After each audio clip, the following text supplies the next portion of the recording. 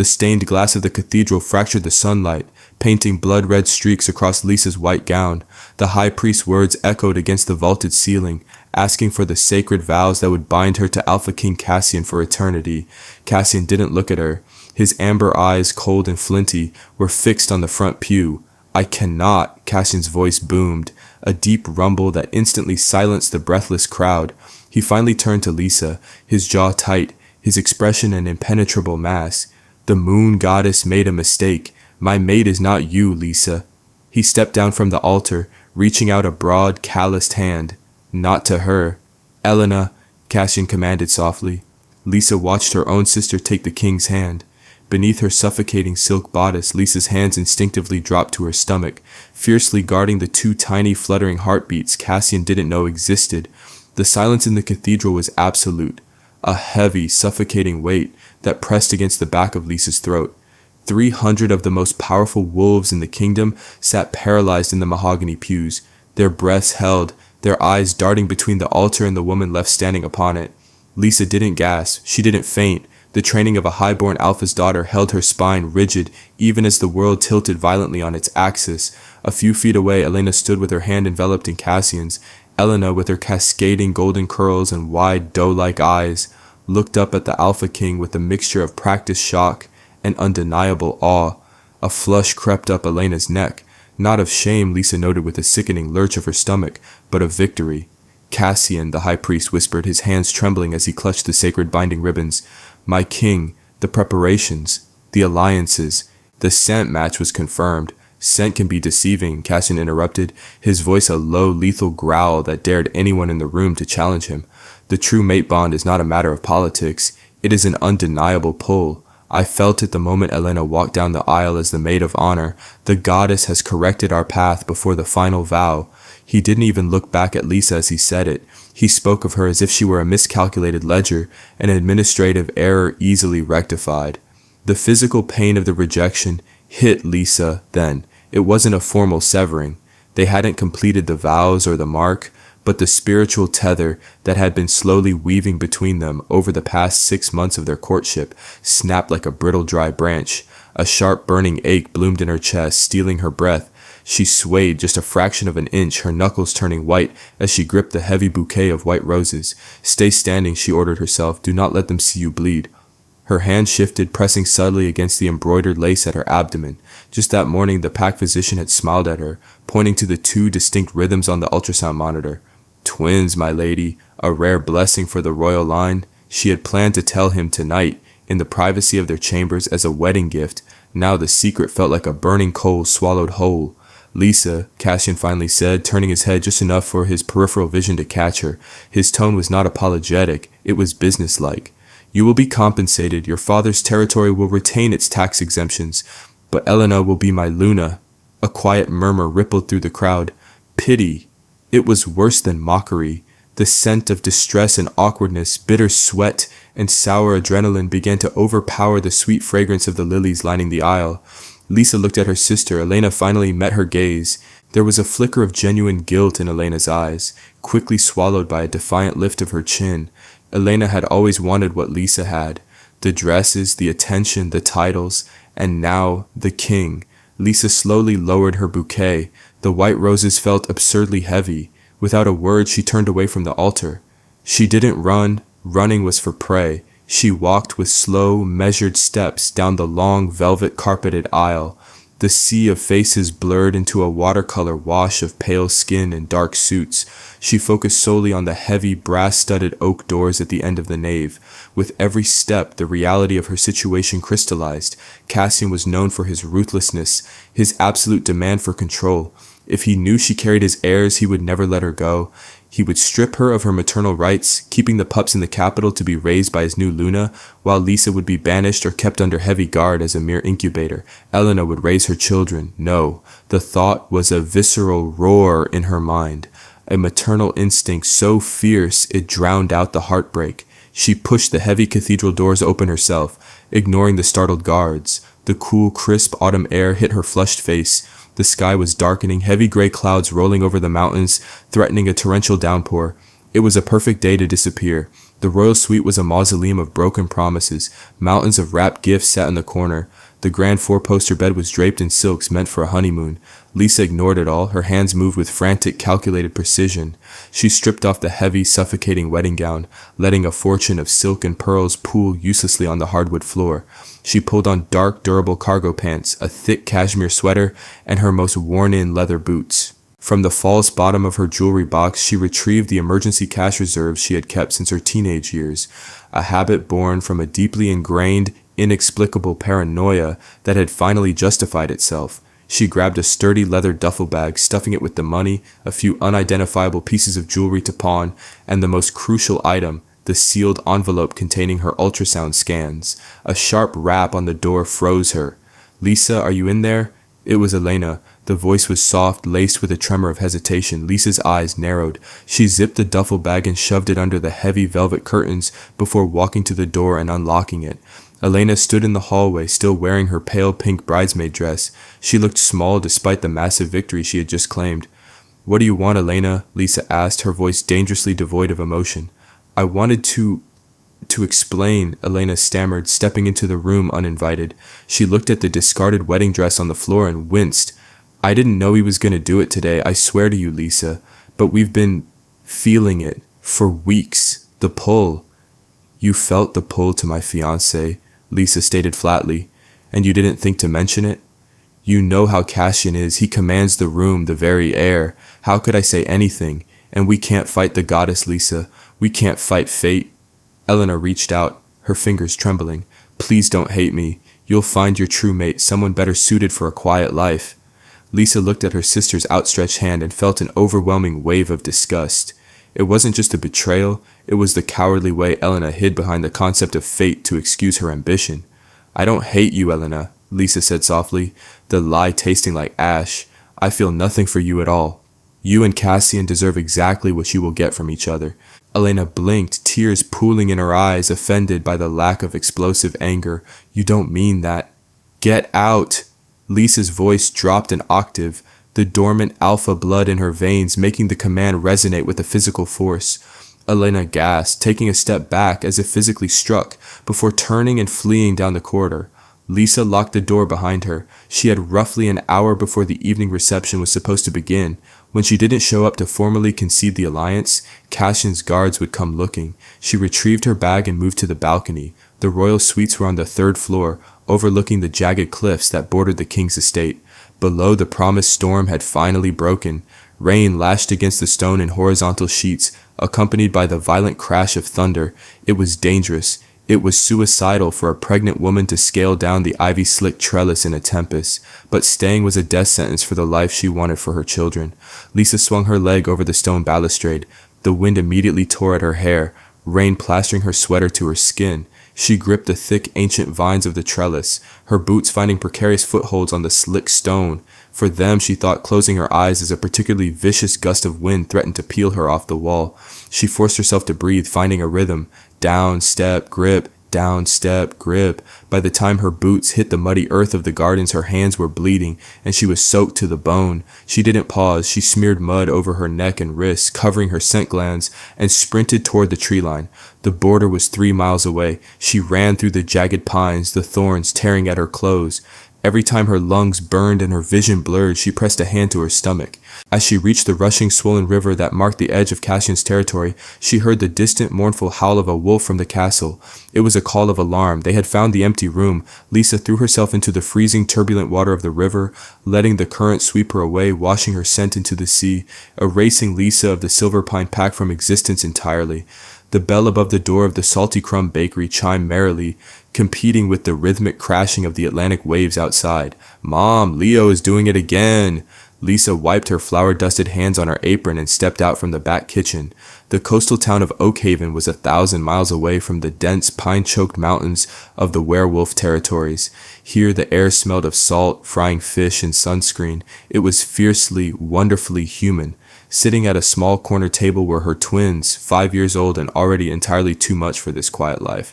Mia, with her messy, uncontrollable dark curls and scraped knees, was pointing an accusatory, frosting-covered finger at her brother. Leo sat perfectly still. He didn't have his sister's chaotic energy. He was terrifyingly composed for a kindergartner. He possessed Lisa's dark hair, but his eyes, those were a dead giveaway. They were a piercing, vibrant amber. Cassian's eyes. Right now, those amber eyes were locked onto a seagull outside the window that had stolen a piece of bread. A low, barely audible rumble was vibrating in Leo's small chest. A growl. "Leo," Lisa said sharply, dropping her voice so the two human tourists browsing the display case wouldn't hear. She hurried over, placing a warm hand on the back of his neck. "What did we talk about?" Leo blinked, the intense predatory focus shattering. He looked up at his mother, the rumble dying instantly in his chest. "It took my bread, Mom." "It's just a bird, baby. We don't use the rumble for birds." "We breathe," Lisa instructed gently, guiding him through the breathing exercises she had spent the last 2 years perfecting with him to suppress his wolf instincts. "I wasn't gonna hurt it," Leo murmured, looking down at his hands. "I just wanted it to know I was the boss." Lisa's heart did a complicated, painful flip. Alpha blood. It was in him, thick and undeniable. Mia had it too, but hers manifested in stubbornness and a refusal to back down from fights at the playground. Leo's was deeper, instinctual. He was a king in miniature, trapped in a human town. "You don't need to be the boss of the seagulls, Leo," she sighed, kissing the top of his head. "Finish your milk. We need to close up soon." She walked back to the counter, her smile slipping the moment her back was to them. Every day was a tightrope walk. They were reaching the age where their scent would start to mature, where their accidental slips of strength or speed would be harder to explain away to human teachers and doctors. She pulled her phone from her pocket to check the time, swiping past a news notification. She normally ignored the global headlines, but a specific keyword caught her eye. Lumen Corp acquires major coastal shipping lines. Lumen Corp, the human-facing shell company of the Alpha King. Lisa felt the blood drain from her face. Cassian's territory was landlocked. He had never had any interest in the coast. Why was he buying shipping lines here? Hundreds of miles away in a sprawling glass-walled office overlooking a massive pine forest, Cassian slammed a leather-bound folder onto his mahogany desk. "Unacceptable," he growled, the glass of the windows actually vibrating with the force of his voice. His beta, a scarred man named Thorn, flinched but held his ground. "My king, the negotiations with the coastal pacts are delicate. If we push too hard, they will ally against us." "Let them," Cassian snapped, pacing the length of the office like a caged predator. "I want the port secured by the end of the month. The kingdom is stagnating." Thorn hesitated. "Is this about the kingdom, Cassian, or are you just looking for a new war to fight?" Cassian stopped, his amber eyes flashing dangerously.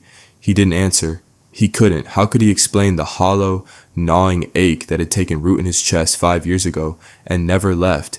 The door to the office clicked open and Elena stepped in. She was draped in expensive designer silk, dripping with diamonds, the perfect picture of an alpha queen. Yet the air between her and Cassian was as cold as a frozen lake. "Cassian, darling," Elena said, her voice tight with forced pleasantry. "The delegates from the southern pacts are waiting for dinner." "Tell them I am delayed." Cassian dismissed her without looking, his eyes returning to the map of the coastal region spread across his desk. Elena's jaw tightened. 5 years of marriage, 5 years of trying to produce an heir, failing month after month. The whispers in the court were growing deafening. The goddess had blessed their union, yet the goddess withheld the ultimate prize. Cassian traced a finger over the map, his hand inadvertently stopping over a small, insignificant dot on the coastline. Oakhaven. He didn't know why, but a strange phantom scent seemed to drift through his memory, the crisp, clean smell of rain and white roses. He pushed the thought away, bearing it under a mountain of anger and ambition. He had a kingdom to expand. The notification on Lisa's phone felt like a physical brand burning through the fabric of her apron. Lumen Corp. She didn't sleep that night. While the twins breathed softly in their shared bedroom, tangled in star-patterned quilts, Lisa sat at the scarred wooden kitchen table, bathed in the harsh, sterile glow of a single overhead bulb. She pulled her emergency duffel bag from the hall closet. It was no longer the leather bag from the palace that had been pawned years ago in a dusty shop 3 states over. This was a generic, weather-beaten canvas backpack. She systematically checked its contents. 3 stacks of human currency, fake passports she had acquired through a sleazy but reliable contact in the city, and the twins' birth certificates, forged, listing a non-existent human father who supposedly died at sea. Paranoia, she told herself, zipping the bag closed with a sharp, aggressive tug. It's just a shipping acquisition. Cassian doesn't care about a bakery and a tourist trap. But wolves did not do things without purpose, and Alpha King Cassian did not acquire territory without intending to walk upon it. The next morning, Oakhaven was blanketed in a thick, suffocating marine fog. The bakery was quiet, the usual hum of tourists dampened by the gray weather. Lisa was behind the counter, vigorously scrubbing the espresso machine, when the little brass bell above the door jingled. The scent hit her a full 2 seconds before the men actually stepped inside. It wasn't the smell of salt water, sunscreen, or stale beer. It was the sharp, metallic tang of ozone, crushed pine needles, and fresh, raw earth. It was the scent of the northern packs. Lisa's hands froze on the stainless steel. Her heart slammed against her ribs with such violent force she feared they could hear it. "Breathe," she commanded herself, forcing her lungs to expand. "You are human. You smell like vanilla extract and burnt sugar." 3 men walked in. They wore impeccably tailored charcoal suits that looked absurdly out of place in a town where flip-flops were formal wear. They moved with a terrifying synchronized grace, the fluid, coiled energy of predators forced to walk on 2 legs. "Good morning," the lead man said. His voice was smooth, but his eyes, a pale, icy blue, swept the perimeter of the bakery with tactical precision. "Coffee, black, 3 of them." "Right away," Lisa said. Her voice didn't shake. She was grateful for the 5 years of practice she'd had masking her micro-expressions. She turned her back to them to pull the espresso shots, her shoulders tense, expecting a hand to clamp down on her neck at any moment. "Quaint town," one of the men murmured to his companion. "The boss is gonna hate the humidity." "The boss doesn't care about the humidity, Marcus. He cares about the deep water docks," the lead man replied sharply. Lisa forced herself to move normally, sliding the 3 cardboard cups across the counter. "That'll be $12. The lead man handed her a crisp $50 bill. As he reached out, his sleeve pulled back, revealing a thick, jagged scar encircling his wrist. A silver burn. Only royal enforcers wore scars like that, marks of surviving brutal interrogations or territorial border wars. "Keep it," the man said. He paused, leaning slightly over the counter, his pale eyes narrowing as he took a shallow, testing breath through his nose. Lisa stopped breathing entirely. She had scrubbed herself with heavily scented chemical soap that morning, but if he caught even a trace of her underlying scent, or worse, the faint, lingering smell of the twins from the back room. "You use a lot of cinnamon," he noted, his nose wrinkling in mild distaste. Wolves possess sensitive olfaction. Strong human spices were overwhelming to them. "It's the snickerdoodles," Lisa said, her face a mask of polite customer service apathy. "Best sellers." The man grunted, turning away. "Let's go. We have to survey the northern ridge before the King's jet lands tomorrow." The door chimed and they were gone. Lisa stood frozen for a long, agonizing minute. Tomorrow. The word echoed in her skull like a death knell.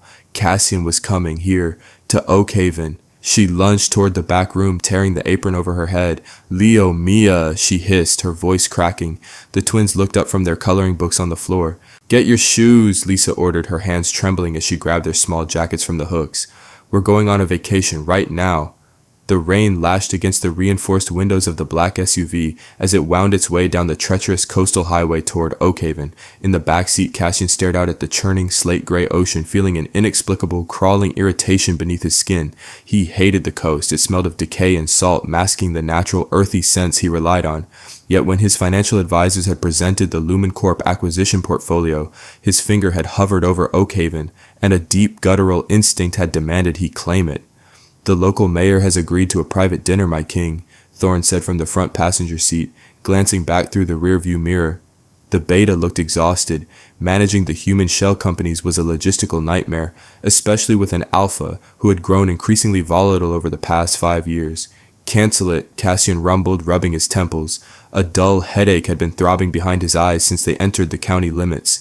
"I don't want to make small talk with a human politician. Secure the docks. I want to inspect the shipping containers myself tonight."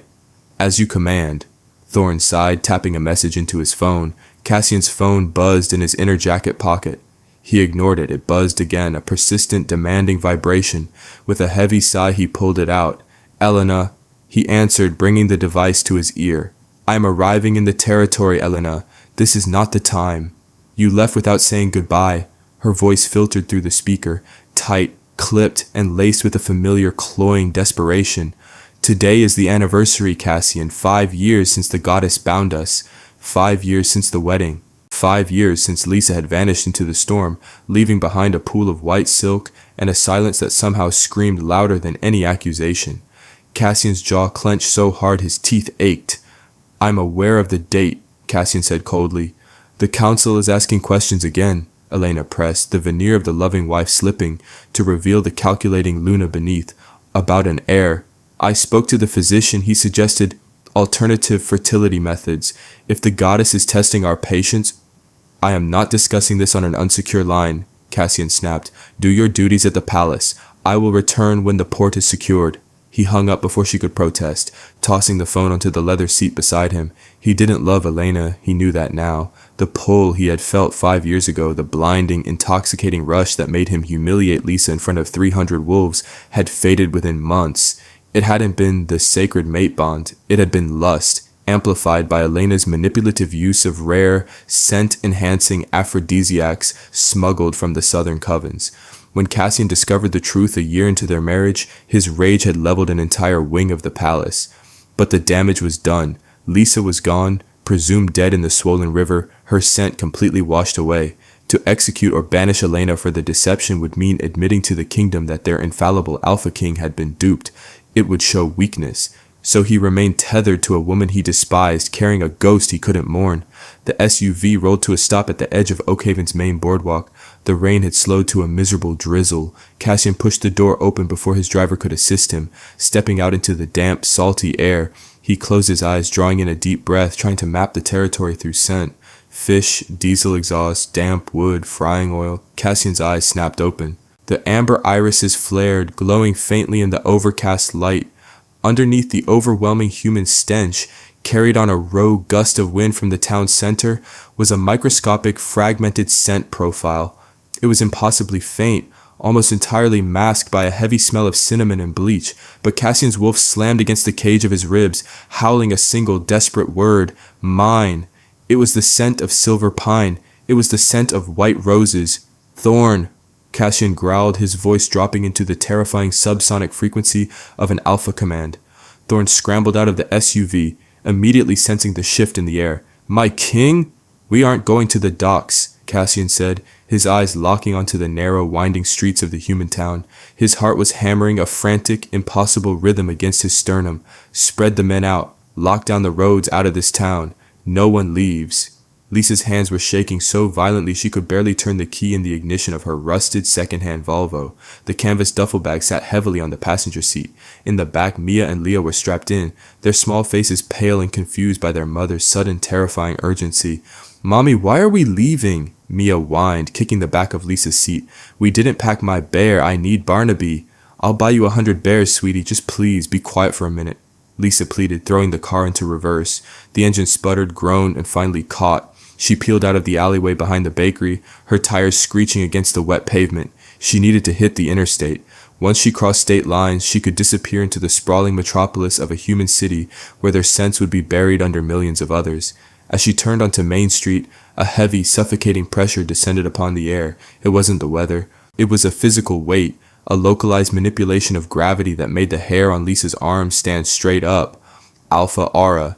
It was being projected across the entire town. It was a net, cast wide to catch a specific fish. In the back seat, Leo suddenly whimpered, his hands flying up to clutch his chest. The aura was meant to subjugate wolves, to force submission. For a 5-year-old pup with royal alpha blood, the conflicting instincts to submit and to challenge were tearing him apart. Leo, look at me, Lisa cried, her eyes darting between the rearview mirror and the road. It hurts, Leo gasped, his amber eyes flashing brilliantly, fully transitioning into their predatory state. A low, terrifying growl ripped from his small throat, echoing in the confined space of the car. Hold on, Lisa sobbed. She slammed her foot on the gas, aiming for the single bridge that led out of Oakhaven. Through the windshield she saw them. 2 black SUVs were parked horizontally across the bridge entrance, effectively creating a barricade. 4 men in charcoal suits stood in the rain, their postures rigid, their eyes scanning the approaching vehicles. Lisa slammed on the brakes, the Volvo skidding dangerously on the wet asphalt before jerking to a halt 30 yards from the barricade. Trap! It's a trap! She looked frantically to her left, the boardwalk. It was pedestrian only, but it led to the marina. If she could get them to a boat... Out of the car, now! Lisa ordered, unbuckling her seatbelt and reaching back to unclip the twins. She grabbed the canvas bag, slinging it over her shoulder. We have to run. Do not stop. Do not look back.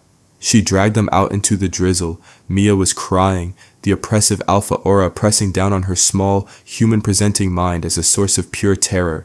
Leo, however, was silent. He was vibrating, his small hands curled into fists, his eyes locked onto the men at the barricade. Lisa grabbed their hands and sprinted toward the narrow alley that fed onto the boardwalk. "Stop!" a voice barked from the bridge. One of the enforcers had spotted them. Lisa didn't look back. She pushed her legs to their absolute limit, her lungs burning, the heavy bag slapping against her hip.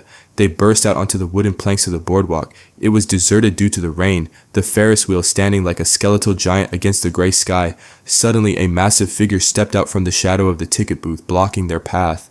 Lisa skidded to a halt, shoving the twins behind her body. Her hand instinctively dropped to her pocket, wrapping around the handle of a silver-plated hunting knife she'd carried for 5 years. The man stepped into the pale afternoon light. He was broader than she remembered. The expensive, tailored black coat did nothing to hide the lethal, coiled muscle beneath. His dark hair was plastered to his forehead by the rain, and his jaw was covered in a rough, dark shadow. But his eyes, those terrifying, beautiful amber eyes, were exactly the same. Cassian stopped 10 feet away. He looked at the knife in her trembling hand. He looked at the cheap, wet clothes clinging to her frame. Then slowly, agonizingly, his gaze shifted downward. He looked at the two small, terrified children cowering behind her legs. He looked at Mia's dark, untamable curls. Then he looked at Leo. Leo didn't shrink back. Despite his size, the boy stepped slightly out from behind his mother's leg, his small chest heaving. Leo stared up at the towering king, his own amber eyes flaring with an identical, undeniable predatory light. The silence that fell over the boardwalk was absolute. The sound of the ocean, the rain, the wind, it all vanished. Cassian's face drained of all color. The breath left his lungs in a ragged, shuddering exhale. His gaze snapped back up to Lisa, locking onto her eyes. The mask of the ruthless king completely shattered, leaving behind a raw, naked devastation. "Lisa," Cassian whispered, the sound cracking, a desperate plea and a broken prayer all at once. The name hung in the damp air between them, fragile as spun glass. "Lisa." Cassian took a single, agonizingly slow step forward. His hand reached out, trembling, a hand that had mercilessly struck down rogue alphas and commanded armies, now shaking at the sight of a woman holding a cheap silver hunting knife. "Do not take another step," Lisa warned. Her voice was not a scream. It was a low, lethal promise that vibrated with a protective ferocity. She tightened her grip on the handle, her knuckles turning bone white. "I will bury this in your throat, Cassian. I swear to the goddess I will." Cassian stopped instantly. He didn't look at the blade, he looked at her eyes. They were wide, terrified, but hardened by 5 years of solitary survival. Then his gaze inevitably drifted back down to the small, fierce boy standing at her knee. Leo was still growling, a continuous, rumbling vibration that sent shockwaves of instinctual pain through Cassian's chest. The boy was protecting his mother from his own father. "They are—" Cassian started, the words choking in his throat. He couldn't finish the sentence. The math was simple, brutal, and undeniable. 5 years ago, the wedding. She had been carrying his heirs while he humiliated her in front of the entire kingdom. "They are mine," Lisa stated, her voice slicing through his shock. She stepped slightly, using her body to shield Mia entirely from his view, while keeping a hand firmly on Leo's shoulder. "They have nothing to do with you." "Lisa," Cassian breathed, the Alpha King completely hollowed out. "You I thought you were dead. I sent search parties down the river for 6 months. I thought I killed you." "You did," she replied coldly. "The woman who loved you died in that river. I am just a mother now. And you are in my way." Behind Cassian, the heavy thud of combat boots echoed against the wooden planks of the boardwalk. Thorn and 3 other enforcers jogged around the corner, their weapons drawn, alerted by the spike in their alpha's aura. Thorn skidded to a halt, his eyes widening as he took in the scene. He looked at the soaking wet woman holding a knife to the king, and then, with a sharp intake of breath, he saw the twins. Thorn's jaw went slack. The scent of silver pine and the unmistakable raw scent of royal alpha blood hit him simultaneously. "My king," Thorn whispered in disbelief. Lisa panicked. 4 heavily armed wolves. She couldn't fight them all. She grabbed Leo by the collar of his jacket, pulling him backward, preparing to run for the edge of the pier and throw them all into the ocean if she had to. "Stand down," Cassian roared. He didn't turn around. The command tore from his chest with such concussive force that the boardwalk shuddered. Thorn and the enforcers immediately dropped to their knees, their heads bowed, subjugated by the sheer, unadulterated power of the true Alpha command. Cassian kept his eyes locked on Lisa, raising his hands slowly, palms open, showing he was unarmed. The rain plastered his dark hair to his skull, mixing with what looked suspiciously like a single, stray tear tracking down his jaw. "I will not take them from you," Cassian said, his voice dropping to a gravelly, desperate plea. I swear it on my wolf, Lisa. I will not lay a hand on them or you without your permission. But you are freezing. The pups are freezing. Let me take you out of the rain. I don't trust your oaths, Lisa spat, though her resolve wavered as Mia began to violently shiver behind her, coughing weakly into the damp fabric of her coat. Cassian saw the hesitation. He saw the mother's desperate calculation overriding her hatred. My private jet is at the airfield, Cassian offered, taking a slow step back to give her space. It has heat, dry clothes, food. Thorn will drive you. I will walk. I will not even be in the same vehicle as you. Just let them get warm, Lisa, please. Lisa looked at Thorn, still kneeling on the wet wood, then down at Mia's blue-tinged lips. She slowly lowered the knife, though she didn't sheath it. If this is a trick, Lisa said, her voice dropping to a deathly whisper, I will find a way to kill you in your sleep. Cassian gave a single solemn nod. I would expect nothing less. The interior of the private jet was a sanctuary of warm, polished mahogany and soft cream leather. Lisa sat on the edge of a wide plush sofa, watching her children. Mia was curled under a thick cashmere blanket, fast asleep clutching a plate of untouched strawberries. Leo sat rigid beside his sister, his amber eyes darting around the cabin, still thrumming with defensive energy. Lisa wore a pair of dry, oversized sweatpants and a thick sweater provided by the flight crew. She hadn't let go of her knife. The heavy door to the master cabin slid open. Cassian stepped in. He had changed into dark trousers and a simple black Henley, his hair damp from a towel. The sheer physical presence of him in the enclosed space was suffocating. Lisa immediately stood up, stepping between him and the sofa. Cassian stopped at the edge of the room, honoring his promise to keep his distance. He looked at the sleeping children, an ocean of regret swimming in his eyes. I did not know, he said quietly, the silence in the cabin stretching tight. If I had known you carried my pups, you would have locked me in a tower and let Elena raise them. Lisa finished for him, her voice dripping with venom. Don't pretend you would have suddenly grown a conscience, Cassian. You chose your path at the altar. Cassian flinched as if struck. He slowly lowered himself into an armchair opposite her, resting his elbows on his knees, burying his face in his hands. When he looked up, the invincible king looked exhausted, fractured, and deeply haunted. It wasn't fate, Cassian admitted, the words tasting like poison on his tongue. He owed her the truth, no matter how pathetic it made him look. The pull I felt for Elena, it was a lie. Lisa crossed her arms, her expression guarded. I was there, Cassian. I saw the way you looked at her. You saw a man under the influence of Southern Coven blood magic, Cassian corrected, his voice hardening with self-directed disgust. A slow, methodical dosing of an ancient aphrodisiac, mixed with a false mate binding spell. Elena put it in my wine for months. By the time the wedding arrived, my wolf was completely blinded. I was a slave to a synthetic bond. Lisa stared at him. The puzzle pieces violently realigned in her mind. Elena's sudden confidence, the quiet whispers between her and the coven witches at court, it made terrifying sense. When did you find out? Lisa asked, her voice dangerously quiet. A year later, Cassian said, his gaze dropping to the floor. The spell faded, the magic requires constant feeding, and once she was Luna, she grew careless. The veil lifted and I realized what I had done, what I had thrown away. Lisa let out a bitter, hollow laugh. And yet, she is still your queen. You stayed with her. I tore the western wing of the palace to the ground the night I found out, Cassian growled, a flash of his terrifying temper surfacing before he quickly suppressed it, glancing nervously at the sleeping twins. But you were gone. My scouts found shreds of your dress by the river. The kingdom needed stability, and acknowledging I had been manipulated by a mere bridesmaid would have invited rebellion from the border packs. I made a political choice to keep her as a figurehead, a prisoner in a gilded cage. So you chose pride, Lisa summarized, her eyes cold. You were manipulated, yes, but your ambition, your refusal to look weak, kept you in that lie. That wasn't magic, Cassian, that was you. Cassian closed his eyes, accepting the heavy, brutal blow. She was right. He had been a coward wrapped in a king's armor. You made Mom cry. Cassian's eyes snapped open. Leo had slipped out from under the blanket. The small boy stood a few feet away, his fists clenched, staring at the Alpha King with absolute, unwavering judgment. The king of the Northern Wolves, a man who had broken armies and silenced entire councils, completely crumbled before a 5-year-old boy. Cassian slowly slid out of his chair, dropping to his knees on the carpeted floor so he was at eye level with his son. He didn't reach out. I did, Cassian whispered, his voice cracking, tears finally breaching the dam and spilling hot over his cheeks. I made her cry. I broke her heart. And it is the greatest, most unforgivable mistake of my entire life. Leo stared at him, tilting his head. The boy's wolf instincts were trying to reconcile the massive, powerful alpha with the weeping man kneeling before him in total submission. Lisa watched Cassian cry. For 5 years she had fueled her survival with hatred for the cold, unfeeling monster on the altar. But the man kneeling on the floor wasn't a monster. He was just a broken, grieving fool. The hatred in her chest flickered, replaced by a profound, complicated ache.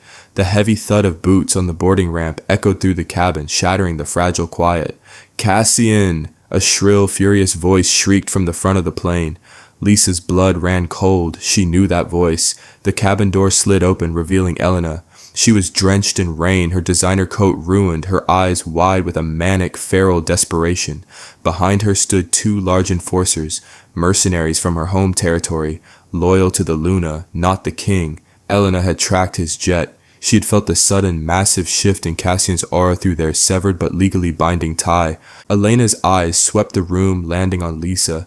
A vicious snarl ripped from her throat, but when her gaze dropped to the 2 small, dark-haired children, all the color drained from her face. "No," Elena breathed, stepping backward. "No, this is a trick. You're dead." If Cassian had heirs, true-born heirs with his true mate, Elena's reign was over. She would be executed for treason the moment Cassian annulled their marriage.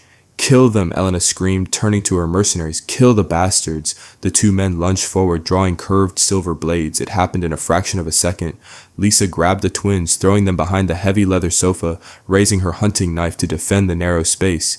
But Cassian moved faster than thought. He didn't shift into his wolf form. There wasn't room, and it would terrify the children. But his speed and strength were purely supernatural.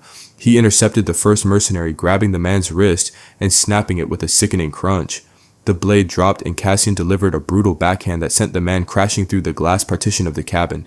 The second mercenary swung low, his silver blade slicing a deep, jagged line across Cassian's ribcage. Cassian didn't even flinch. He grabbed the man by the throat, lifting him entirely off the floor, and threw him into the bulkhead with skull-cracking force. Elena shrieked, drawing a small, concealed silver dagger from her coat, lunging not at Cassian but toward the sofa where Lisa and the twins hid. Cassian intercepted her, stepping directly into her path. Elena's dagger sank deep into his shoulder. Cassian didn't strike her. He simply reached up, gripping her wrist with crushing force, stopping her forward momentum entirely. He looked down at the woman who had stolen 5 years of his life, his amber eyes burning with a cold, absolute finality. "Elena of the Silver Pine," Cassian rumbled, his voice echoing with the ancient, terrifying weight of pack law. "I, Alpha King Cassian, reject you. I sever the bond you forged in deceit. I strip you of your title, your protection, and your place in my pack." The spiritual severing was physical. A shockwave of energy ripped through the cabin. Elena screamed, a sound of pure agony as the artificial bond snapped, dropping to her knees on the floor, weeping hysterically. Cassian pulled the silver dagger from his shoulder with a sharp grunt, tossing it aside. Blood soaked the dark fabric of his shirt. He signaled to Thorn, who had just rushed into the cabin behind the mercenaries. "Take her to the capital dungeons," Cassian ordered, not looking at Elena as she was dragged away.